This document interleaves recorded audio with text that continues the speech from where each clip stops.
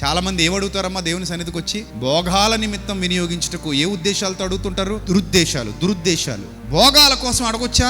భోగేచ్ఛలను బట్టి భోగాల కోసం అడగొచ్చా దేవుణ్ణి అంటే అడగకూడదు.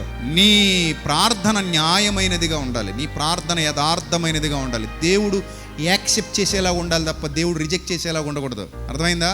నీ ప్రార్థనలో ఆయనకి స్పష్టత కనబడాలి. అరే, ఈ బిడ్డ కరెక్ట్గా అడిగింది, ఈ కుమారుడు కరెక్ట్గా అడిగాడు, ఇతనికి ఇది ఇవ్వాలని ఆయనకు అనిపించాలి. నువ్వు అడిగింది ఇవ్వాలని ఆయనకు అనిపించాలి, కానీ నువ్వు అడిగింది చూసి అసహించుకునేలాగా అనిపించకూడదు ఆయనకి. కొంతమంది అలాగే కదా అడుగుతుంటారు, అసహ్యకరంగా అడుగుతుంటారు, అసహ్యకరంగా. కాబట్టి జాగ్రత్త. మీరు అడిగినను మీ దురుద్దేశాలతో అడుగుతురు కనుక మీకు ఏమి ఏమండి ఇంతకంటే క్లియర్గా ఏం చెప్తుందండి వాక్యం? ఇందులో మసిపూసి మారేడికాయ చేసింది ఏముందండి? చాలా స్పష్టంగా ఉంది కదా దేవుని వాక్యం. అయినా కొంతమంది మనోనేత్రాలు వెలిగింపబడట్లేదు. ఈ రోజుల్లో మనోనేత్రాలు వెలిగింపబడక మోసపోతున్నారు. వాళ్ళని చూస్తుంటే జాలేస్తుంది, బాధేస్తుంది. అలాంటి వాళ్ళను, వాళ్ళ బలహీనతలను క్యాష్ చేసుకుని మోసం చేసేవాళ్ళు చాలా మంది ఉన్నారు క్రిస్టియానిటీలో. వాళ్ళనే నమ్ముతున్నారు వీళ్ళు జనాలందరూ. ఇంత ఉన్నట్టుగా నిజం చెప్పి ఖచ్చితత్వంతో సత్యాన్ని ఉపదేశిస్తుంటే సత్యం మీద విశ్వాసం లేదు చాలా మందికి. అబద్ధాలను నమ్ముతున్నారు, అబద్ధికులు ఇచ్చే సాక్ష్యాలు నమ్ముతున్నారు.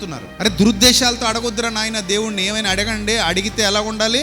ఆయన మెచ్చేదిగా ఉండాలి. బైబిల్ అంతా వెతకండి దేవుడు మెచ్చిన ప్రార్థనలు ఏమిటి అని. అప్పుడు అర్థమవుతుంది మీకు ఆయన మెచ్చేవి ఏమిటో, ఆయన చిత్తం ఏమిటో. దురుద్దేశాలతో అడగకూడదు దేవుణ్ణి, భోగాల కోసం అడగకూడదు దేవుణ్ణి.